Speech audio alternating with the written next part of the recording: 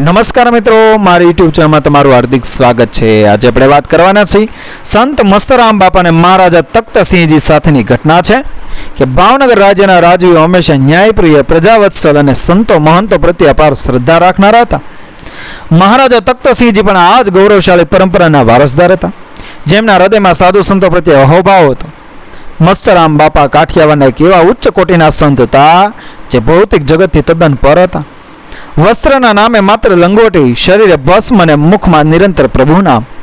તેઓ સાચી અર્થમાં મસ્ત યોગી હતા। મસ્તરામ બાપાના તપોબળ, લોક કલ્યાણના કાર્યો અને તેમની નજર માત્ર તે લોકોના દુઃખ દૂર થવાના કિસ્સાઓ એ રાજ દરબાર સુધી પહોંચ્યા। મહારાજા તખ્તસિંહજીના કાન પર જ્યારે આ વાત આવી ત્યારે તેમનામાં સંતના દર્શનની તીવ્ર જિજ્ઞાસા જાગી। મહારાજાના મનમાં એક તરફ સંત પ્રત્યે આદર હતો તો બીજી તરફ એ જોવાની પણ ઈચ્છા હતી કે શું આ સંત ખરેખર કંચન અને કામિનીથી પર છે? શું તેઓ રાજવીઓ ભાઈ જોઈને અંજાઈ જશે ખરા? મહારાજા તખ્તસિંહજી પોતાના ખાસ અંગરક્ષકો અને પ્રધાનો સાથે સંત જ્યાં બિરાજમાન હતા, એટલે કે ભાવનગરની આસપાસના સીમાડા કે આશ્રમમાં, ત્યાં જવાનો શાહી આદેશ આપ્યો, પરંતુ સંતના સન્માન ખાતર તેમણે અતિશય આડંબર ન રાખવાનું નક્કી કર્યું। ઘોડેસવાર અને સૈનિકોના કાફલા સાથે મહારાજા સંતના સ્થાનક તરફ રવાના થયા। રાજાના આગમનના સમાચારથી આસપાસના ગામના લોકો પણ સંત અને શાસકના આ અદ્ભુત મિલનને જોવા એકઠા થઈ ગયા। રાજાનું આખું સૈન્ય આવી પહોંચ્યું, ચારેય તરફ હલચલ મચી ગઈ, પણ ધૂણી પાસે બેઠેલા મસ્તરામ બાપા પોતાની મસ્તીમાં લીન હતા। તેમને મન રાજા કે રંક બંને સમાન હતા। સંસારની કોઈ સત્તા તેમને ડગાવી શકે તેમ નહોતી। આશ્રમની મર્યાદા જાળવવા મહારાજા તખ્તસિંહજી સંતના સ્થાનકથી થોડે દૂર જ પોતાના વાહન પરથી ઉતરી ગયા। રાજવી પગરખા અને અહંકાર બંને બહાર છોડીને તેઓ સાદા પગે સંત તરફ આગળ વધ્યા। જેવા મહારાજે મસ્તરામ બાપાની સામે જોયું, તેમની આંખોમાં રહેલું તેજ જોઈને રાજા સ્તબ્ધ થઈ ગયા। સંતની આસપાસ એક અદ્ભુત શાંતિ અને દિવ્ય આભા ઓરા વર્તાતી હતી, જેણે રાજાના મનને ક્ષણભરમાં શાંત કરી દીધું। મહારાજા તખ્તસિંહજીએ પોતાનો કિંમતી રાજ મુકુટ જાણે સંતના ચરણોમાં ધરી દેતા હોય તેમ સાષ્ટાંગ પ્રણામ કર્યા।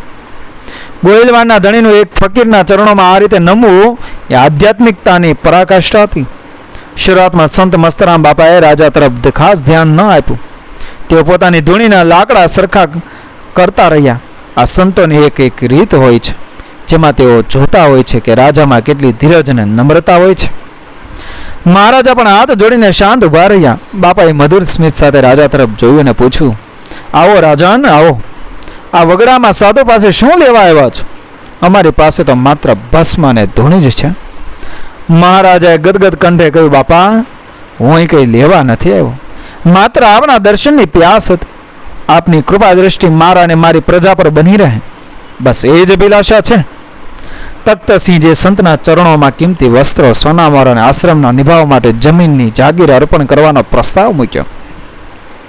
તેમણે વિચાર્યું કે આનાથી આશ્રમમાં આવતા ગરીબો અને સાધુઓનું કલ્યાણ થશે। સોનું અને જમીનની વાત સાંભળતા જ મસ્તરામ બાપાએ હસીને કહ્યું, રાજા, આ માયા તારી પાસે રાખો, અમારે આ કાગળના ટુકડાને પીળી ધાતુની શું જરૂર? અમારો માલિક આખી સૃષ્ટિનો રાજા છે, જે અમને ક્યારેય ભૂખ્યો સુવારતો નથી।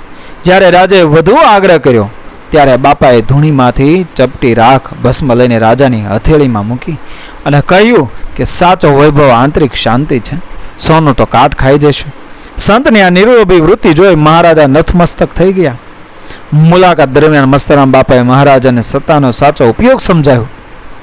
તેમણે કહ્યું, જો રાજા, જે રાજા પોતાની પ્રજાને સંતાન સમાન ગણે છે અને તેના આંસુ લૂછે છે, તેનો રાજમુકુટ ઈશ્વર હંમેશા સુરક્ષિત રાખે છે।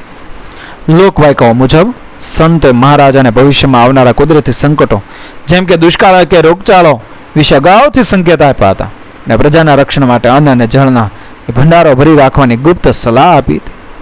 મહારાજા તખ્તસિંહજીને પોતાના પ્રજાપ્રેમી હોવાનો જે સૂક્ષ્મ ગર્વ હતો તે સંતની ત્યાગવૃત્તિ આગળ ઓગળી ગયો। તેમને સમજાયું કે સાચો ત્યાગી જ સાચો સમ્રાટ છે। જ્યારે રાજાએ પોતાના માટે કશું ન માગ્યું ત્યારે સંત મસ્તરામ બાપા અત્યંત પ્રસન્ન થયા। તેમણે ભાવનગરની ભૂમિ અને પ્રજા પર હંમેશા અન્નધન અને એ શાંતિના આશીર્વાદ વરસાવ્યા। જ્યારે મુલાકાત પૂર્ણ થઈ અને મહારાજાએ વિદાય લેવાની મંજૂરી માગી ત્યારે આશ્રમનું વાતાવરણ અત્યંત ભક્તિમય બની ગયું હતું। સૈનિકો અને મંત્રીઓ પણ સંતના પ્રભાવથી મંત્રમુગ્ધ થઈ ગયા હતા. આ મુલાકાત પછી મહારાજા તખ્તસિંહજીના રોજિંદા જીવન અને શાસન પદ્ધતિમાં ઘણું પરિવર્તન આવ્યું. તેઓ વધુ ઉદાર બન્યા અને રાજ્યના ન્યાયતંત્રમાં દયા અને કરુણાને વિશેષ સ્થાન આપ્યું.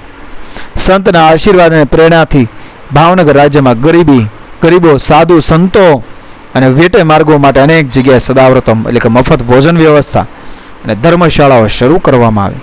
સંત મસ્તરામ બાપા અને રાજી તખ્તસિંહજીની આ મુલાકાત સૌરાષ્ટ્રના ચારણી સાહિત્ય, લોકવાર્તા અને ભજનોમાં અમર થઈ ગઈ છે.